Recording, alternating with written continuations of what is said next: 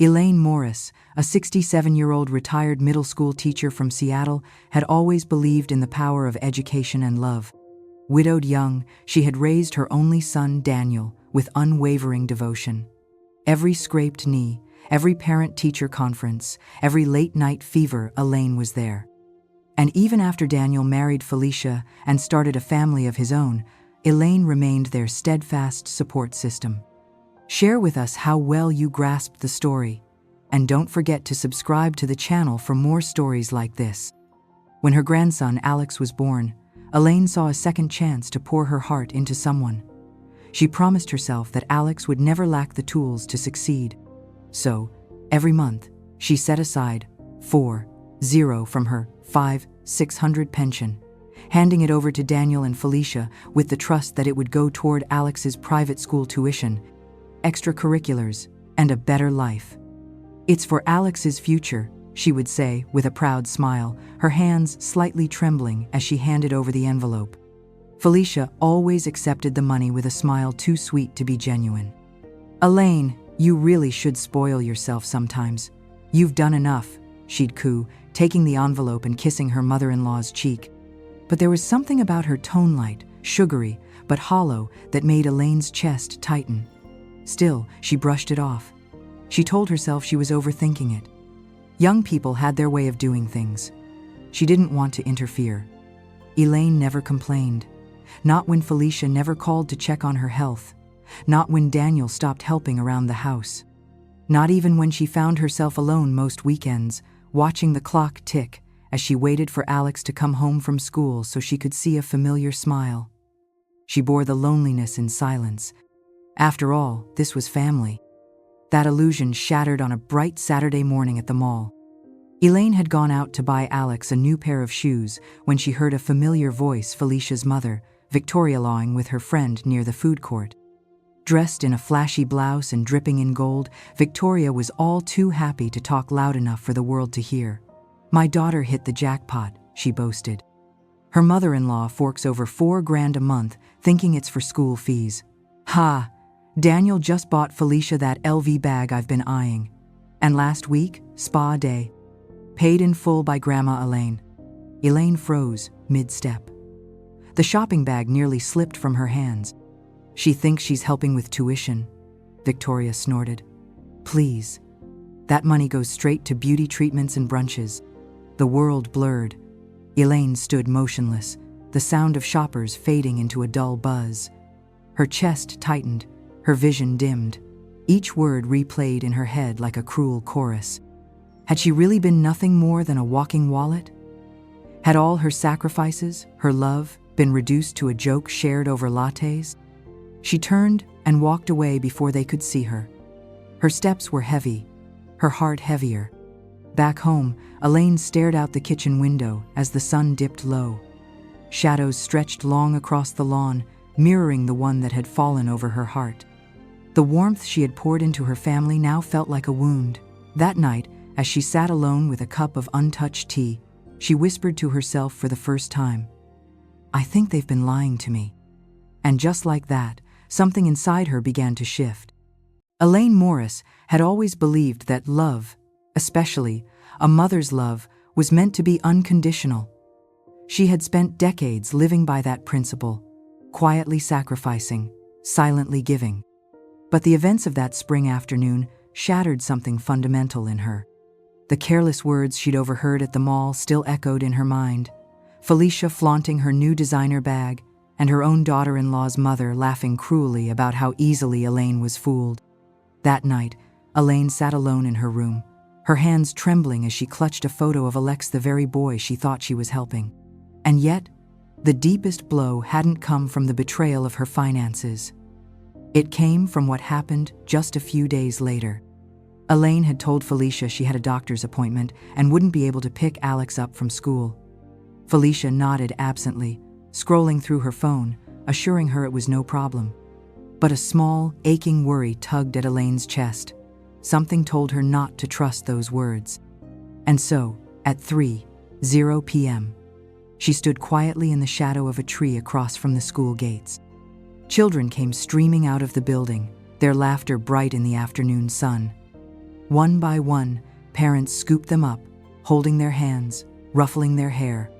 But Alex's sweet, bright-eyed grandson stood alone. He looked small and confused, peering around, his backpack too big for his tiny frame.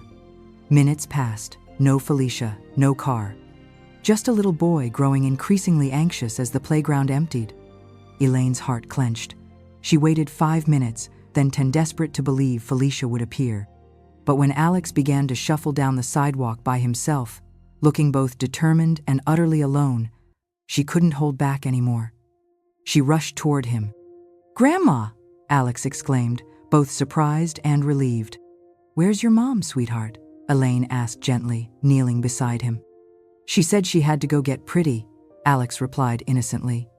"She said the money you gave her was for her treatments, so she can make more money if she looks better." Elaine felt something inside her fracture.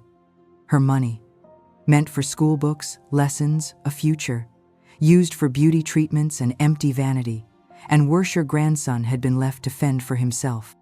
When they returned home, Felicia was lounging on the couch with a face mask on, her feet propped up, scrolling through online shopping apps. The moment she saw Elaine walk in with Alex, her expression shifted from startled to annoyed. "You said you had a doctor's appointment," Felicia snapped. Elaine didn't answer. She helped Alex with his bag, gave him a snack, and sent him to his room before turning to Felicia. Alex was alone, she said quietly. At the gate, waiting for someone who never came. Felicia rolled her eyes. "So what? He's old enough to walk home. You baby him too much." The words stung, but what came next cut deeper than anything Elaine had ever endured. "You think just because you pay a few bills, you get to boss me around? This is my house now. You live here on our kindness. Maybe it's time you pack up and go." Elaine stood frozen, stunned not by the threat itself, but by the cold finality in Felicia's voice. Her son's wife, whom she had fed, supported, and trusted, now reduced her to nothing more than an inconvenience. At that moment, something changed in Elaine. The pain didn't vanish, but it crystallized, and behind her steady gaze, a storm was quietly forming. She would no longer be dismissed. She would no longer be used. And she was done being silent. Elaine Morris was not a woman easily broken. Behind her soft demeanor and silver-streaked hair was a quiet resilience forged over decades of raising a son on her own, teaching generations of children, and enduring life's countless blows with grace.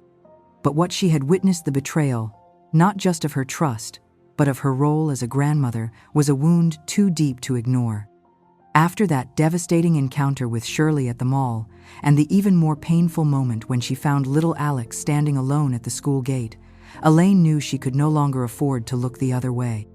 What once seemed like minor slights, passing oversights, or youthful arrogance now revealed themselves as symptoms of a calculated manipulation. She had been nothing more than a wallet, convenient, silent, and disposable. Elaine didn't lash out. That wasn't her way. Instead, she began collecting pieces. Small at first, receipts left crumpled in the trash, credit card statements she quietly printed from the shared family computer. She noticed the monthly charges to luxury beauty salons, the personal trainer sessions at a boutique gym, and orders for designer shoes that no one ever thanked her for. But it wasn't just the spending. One afternoon, when Felicia thought no one was home, Elaine overheard her laughing on the phone, mocking her behind her back. "The old lady still thinks she's helping Alex. Please, she's basically funding my self-care." That sentence seared into Elaine's memory like acid on silk. Elaine retrieved an old voice recorder from her teaching days and began discreetly capturing conversations, subtle jabs, cold remarks, and one accidental confession from Felicia about her little escape to meet with a personal trainer for more than just fitness advice. In public, Felicia wore a mask of civility. Behind closed doors, it was disdain. Elaine also took photos. Felicia laughing too intimately with a young man outside the gym. Felicia returning home late with smeared lipstick and perfume that wasn't hers. All cataloged, dated, and stored on a private drive. Every move was careful, deliberate. Elaine knew that without proof, she would simply be dismissed as a bitter, aging woman clinging to control. And then came the final straw. Felicia's attempt to turn Daniel against his mother. One night, when Elaine served dinner, Felicia threw her plate into the sink, sneering, "We're tired of your nagging. You live here for free. It's time you started earning your keep or move out."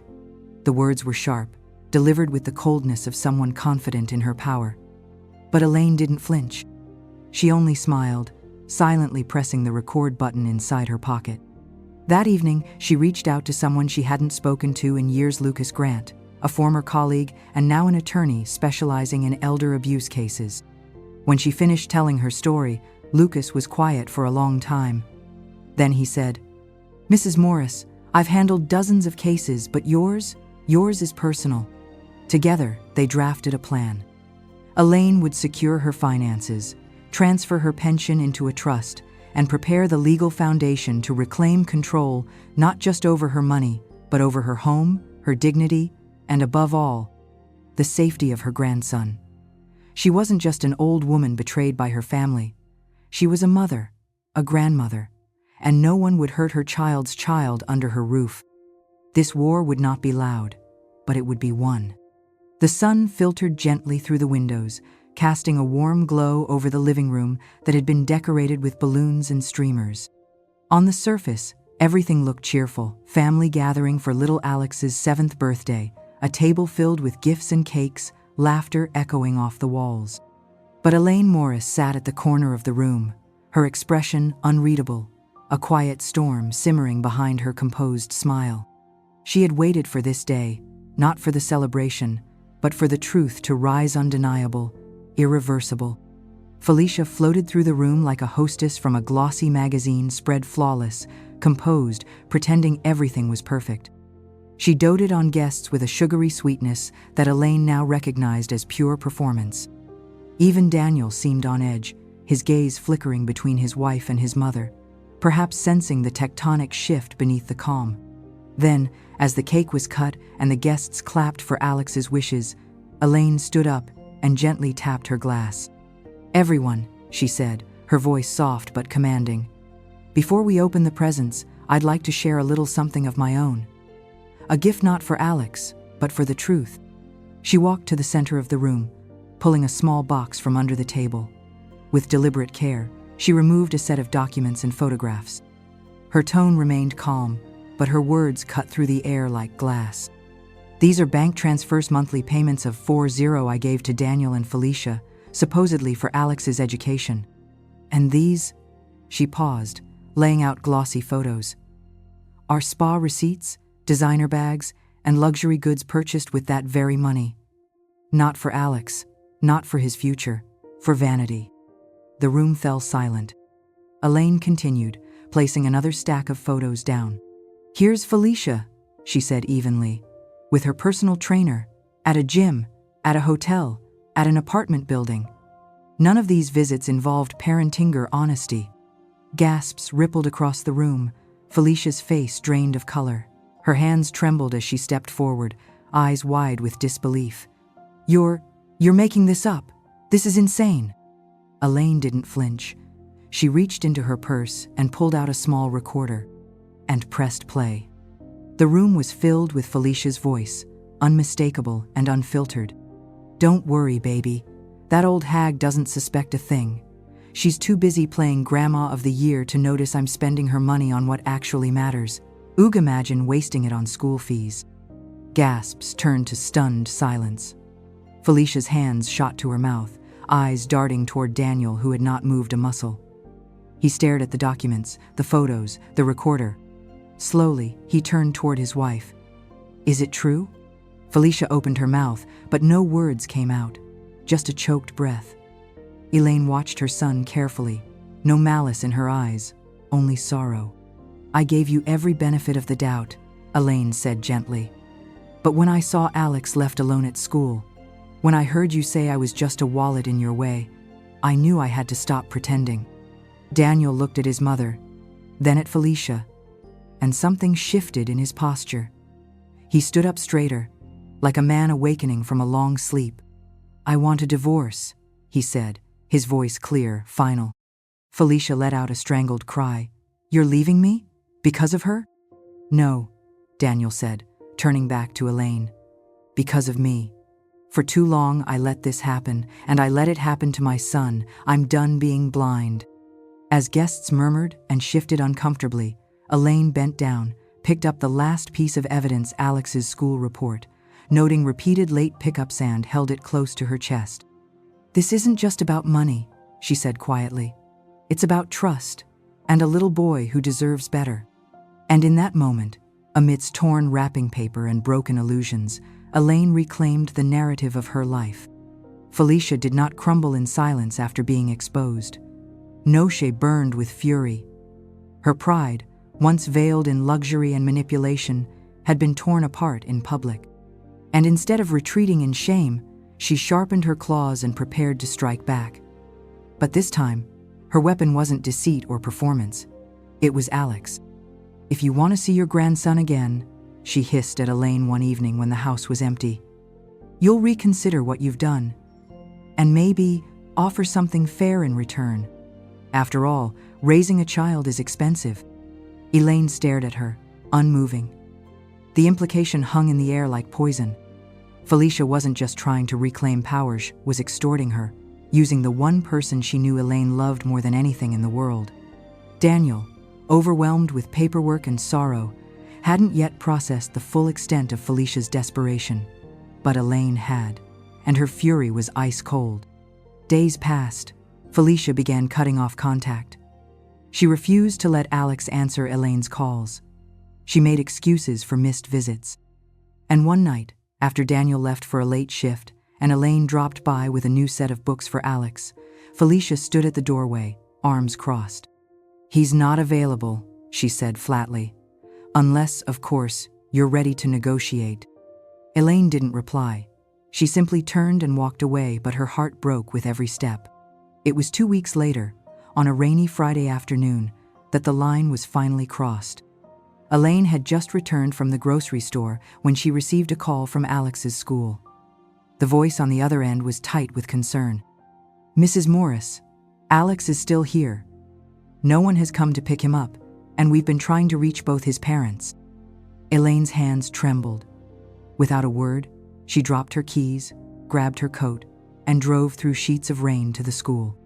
There, under the eaves of the building, stood her grandson, clutching his backpack, hair soaked, eyes wide and anxious. "Grandma!" he cried, running into her arms. Elaine held him tightly, her fury rising with every heartbeat. Later that evening, after drying him off and feeding him warm soup, Elaine tucked Alex into bed and kissed his forehead. Then she picked up the folder she had carefully prepared over the past month. She called her lawyer and said just 3 words: "It's time now." The lawsuit was swift and unrelenting. Elaine submitted every piece of evidence she had: photographs of Alex left alone, school reports documenting late pickups, screenshots of Felicia's texts, and voice recordings capturing veiled threats and financial manipulation. Most damning of all was a written statement from Alex himself, drawn with crayon and signed in shaky letters. "I waited. Mommy didn't come. I was scared." It wasn't just an emotional document. It was a cry for help. And the court listened.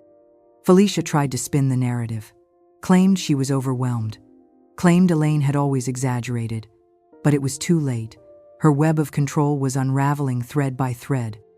Elaine, seated beside her lawyer in court, never raised her voice. She never needed to. The truth had a weight all its own. And with every testimony, every document, the courtroom leaned in her favor. In her final statement, Elaine stood and looked directly at the judge. "I raised my son with everything I had, and I gave everything again for my grandson.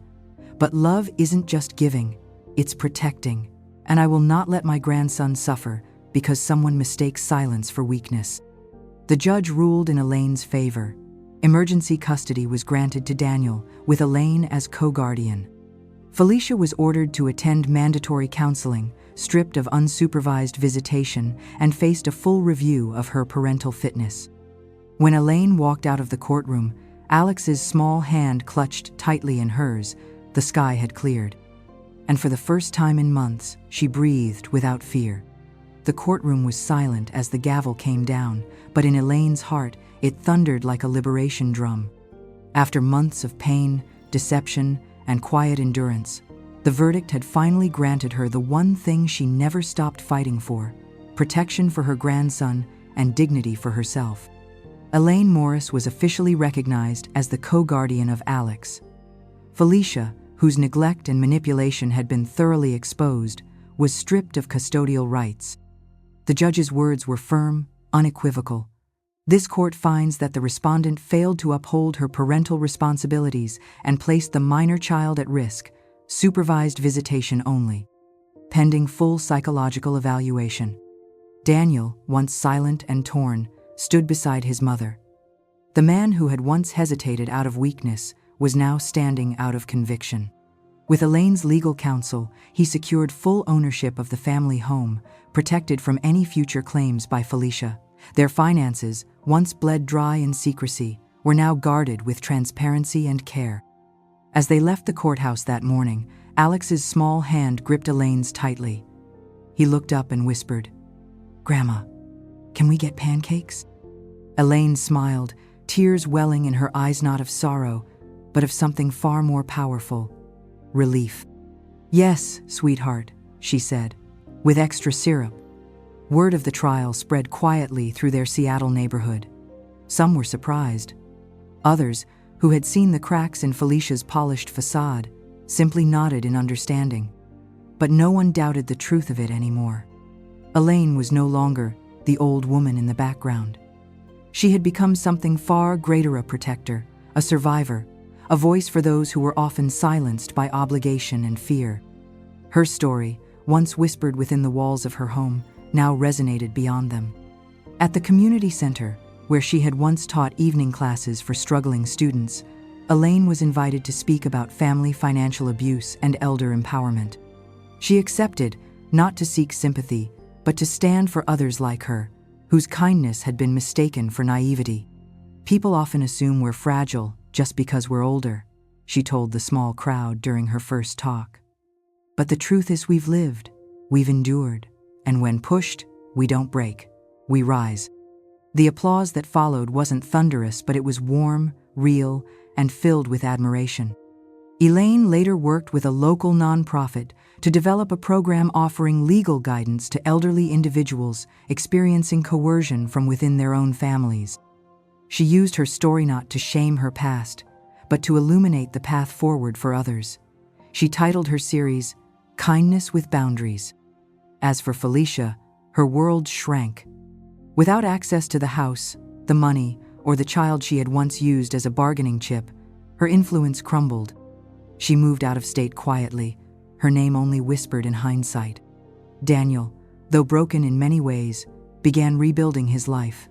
Counseling, parenting classes, and a slower, more present way of living replaced the frantic pace he once hid behind. He thanked Elaine every day, not with flowers or money, but with his effort to be better. For Alex, for himself. And Elaine? She finally began living for herself again. She planted a garden in the backyard, something she'd always dreamed of but never had time for. On sunny mornings, she'd sip tea on the porch while Alex chased butterflies across the grass. The house no longer echoed with resentment or false politeness, it pulsed with warmth, honesty, and healing. In the end, Elaine Morris wasn't remembered for the money she gave or the years she sacrificed. She was remembered for the moment she stood her ground. When she looked manipulation in the eye and said, "Not anymore." She had once been cast aside as expendable. Now, she was the cornerstone of her family's second chance. Not because she had power, but because she had courage. And in that courage, she reclaimed her name, her dignity, and her future.